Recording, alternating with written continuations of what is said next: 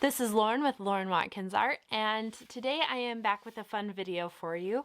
Today I will be showing you how I made 2 pastel sketchbooks. The reason why I made my own pastel sketchbooks is because I couldn't find a pastel sketchbook that I really liked. You can use normal sketchbook paper with pastels, but it doesn't take as many layers and you run the risk of it smudging and smearing, and I just couldn't find a solution I liked, so I decided to make my own, and these are the 2 I made. I made 2 different sizes with scrap paper and pastel paper that I don't use very often. This one has Uart paper in it, and then this one has Pastel Mat Paper. It's a thicker, almost like cardstock paper with a slight texture to it. And then I just have pieces of glassine separating each layer to keep them from getting ruined. But I hope you like watching this tutorial, and I hope you find it helpful. To start out with, I picked out what paper I wanted to use and I pulled it out from the binding. That way I could get it all prepped to cut. I made sure I pulled out the glassine protective layers that come with the pastel mat. That way it was all ready to roll when it was time to cut. But before I could cut, I decided to secure down the glassine paper with little pieces of tape. That way it would make the cutting easier for the paper, and when I go to punch out the holes to bind it. Having the glassine secure with the paper would ensure that it didn't move too much and that it would be cut to the exact same size. Glassine is like a waxed paper almost. It's non-static and it's very thin and light and can rip fairly easily. So I wanted to make sure I was keeping it snug against the paper and I wasn't handling it a ton. Once the glassine was taped down, I pulled out my paper cutter and I started cutting my paper in half. For this sketchbook, I decided to go with half sheet size. And so I'm just cutting them in half and trying to keep them as even as possible. I'm using a paper guide to make sure I'm lining it up, as the marks on that paper cutter are right in the clear spot where there are no guiding marks. So the paper just helped me ensure they were lined up, and started separating my colored paper into 2 piles. That way in my sketchbook it could kind of be in every other one. I wanted the colors spread out, not all in one spot. And then this is my paper punch. It's a Heidi Swapp Cinch. I got this a few years ago to make sketchbooks with. I haven't made a ton of sketchbooks with it, but I have made a lot of activity books for my kids. So finally get a chance to use it for its intended purpose. And I'm just lining them all up along this edge to make it a nice square and ensure that they're the same on every punch.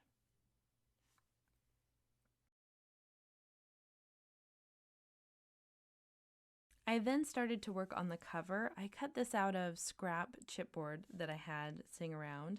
I like to save the chipboard, which is that dense cardboard you get at the end of art blocks and art pads and things like that.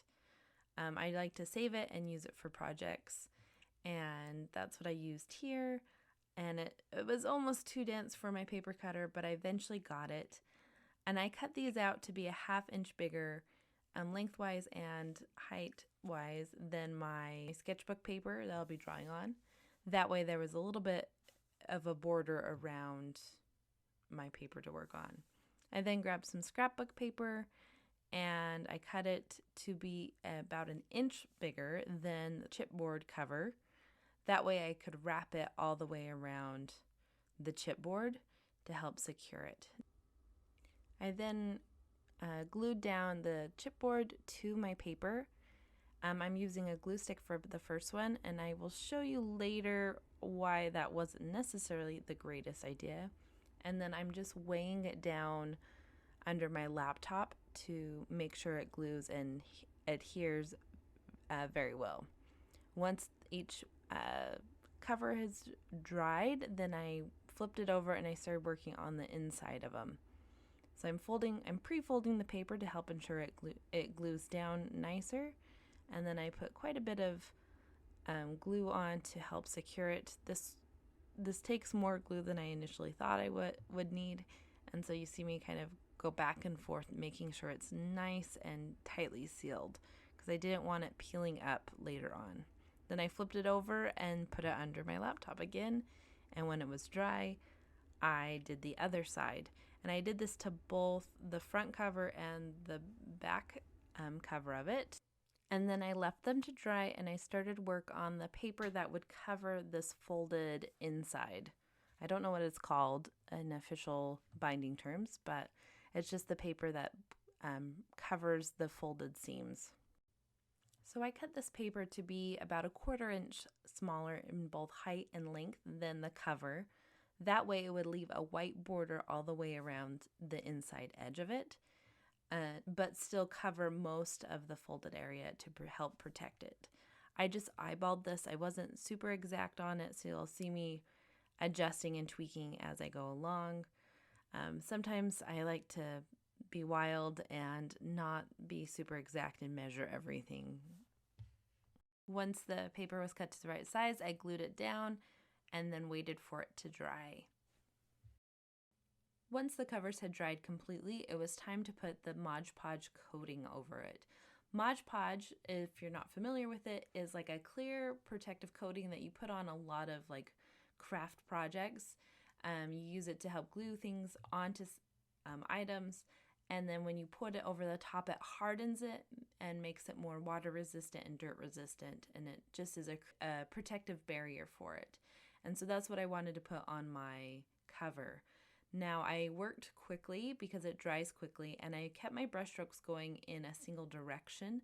That way it would dry more smoothly when it was done. I chose the high gloss Mod Podge for this, so it would dry shiny and smooth. Then left them to dry, and once dried, I repeated the process on the other side and then allowed that to dry as well before moving on to the next step. Now I'm using my Heidi Swapp Cinch machine to punch out the holes for my binding.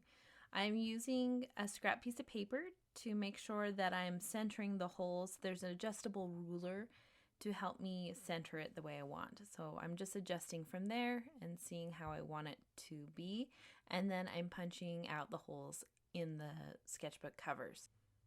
The reason why I'm punching it now versus before or after the Mod Podge layers is because I wanted to make sure everything was really securely glued down and attached to the paper, and then with a Mod Podge layer, and then come in, punch the holes, and then do another Mod Podge layer over the top to secure those hole openings down. I don't know if this was the best approach, but it was kind of my compromise because I worried if I Mod Podge both layers first and then punch the holes out, that the paper might be weak where the holes have been punched and peel up, and it might be more difficult to punch through several layers of Mod Podge. And doing it after, I worried that there might be too much Mod Podge getting inside those holes and make it difficult to slide them open. So that was my compromise, was to do it mid-step. While I was waiting for the cover to dry, I decided I wanted to make another pastel sketchbook, this time using the random scrap pieces of Uart paper I had sitting around my studio.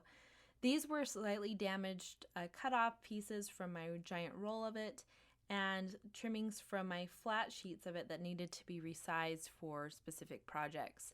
And so I wanted to utilize these, and so I kind of found a size that I could maximize the most of these pieces from, and trimmed them down and squared them up and made the new sheets for a small sketchbook. So for my protective layer between each sanded sheet of paper, I decided I wanted to use some deli paper I had in my kitchen. It's like a lightly waxed paper with one side glossy and one side matte, and it's really inexpensive, and it was going to be more affordable than to use my expensive Glassine. And since it's just a little sketchbook, I wasn't too worried about having a super nice paper protecting my images. And so I trimmed them down to size and then used my scissors to cut them in half so that I could get 2 protective layers out of each sheet of deli paper. I then matched up a piece of pastel paper with a piece of deli paper and just taped them together, that way to aid in punching the holes out and making everything stays lined up when I bind it. And the deli paper is even more delicate than the glassine, so I had to be extra careful when I did this. Just like before, I started working on the front and back covers. I made sure they were about a 1/2 inch bigger than in length and height than the papers inside. That way they would be protective, and I cut them down to size. Now I'm taking some trimmed scrapbook paper like before, and I am gluing the chipboard to the scrapbook paper. Only this time, instead of using a glue stick, I am using the Mod Podge to glue down the chipboard. That way I can reduce the chance of it warping and bubbling like it did on the other cover. Once dried, I folded down all the edges and glued them down. Since this was a smaller cover, it was a lot easier to glue down all 4 edges than it was on the other one. So I just did all 4 edges at the same time and weighed them down and let them dry. And then just like before, once the folded edges were completely dried, I glued down a piece of decorative paper to cover the seams so that they wouldn't be as prone to peel up and it would look more finished. I just glued this side down with a glue stick because I didn't have a problem with this side warping with the Mod Podge layers. It was just on the other layers. And it saved me a step of having to clean another brush. Once that side of the paper was dried, then I repeated the process of doing a Mod Podge layer on the front and on the back. And then once those were dried, you guessed it, it was time to punch more holes out. And I'm just using, again, a scrap piece of paper to make sure they're centered and lined up how I want and adjusting them on the ruler. And then once I was happy with that placement, I punched the holes out. And once they were punched, then it was time to do another coat of Mod Podge to help seal everything and make the protective layer stronger. And you can see that there's not any warping or bubbling on the covers this time, and that's because I glued it down with Mod Podge. Then I'm taking my papers and I'm just punching out the holes and keeping them lined up as well. The top 3 papers of the sketchbook are actually going to be slightly shorter than the other ones. That was because I wanted to fit as many papers as I could, and the sheets that I was cutting them from were slightly shorter than the others. Now I didn't show this on the other one, but I just took my binding ring and I hooked it to the ridges along the edge. I decided which one I wanted to be my front cover, and I put that side with the outside facing up, and then I took the back cover with the outside portion facing down, and then I stacked all of my papers facing right side up. That way when it's bound and the papers fold around, it will be in the correct order. I then took it off the hooks and then put them on the back side and adjusted it to the height I wanted to cinch the ring down to. That way it would be in the right order. And once it was cinched down, I took my wire pliers and just bent down any pokey edges of metal that might have been poking out and adjusted it how I wanted. Then I proceeded to carefully remove the tape that was holding the different pieces of paper together.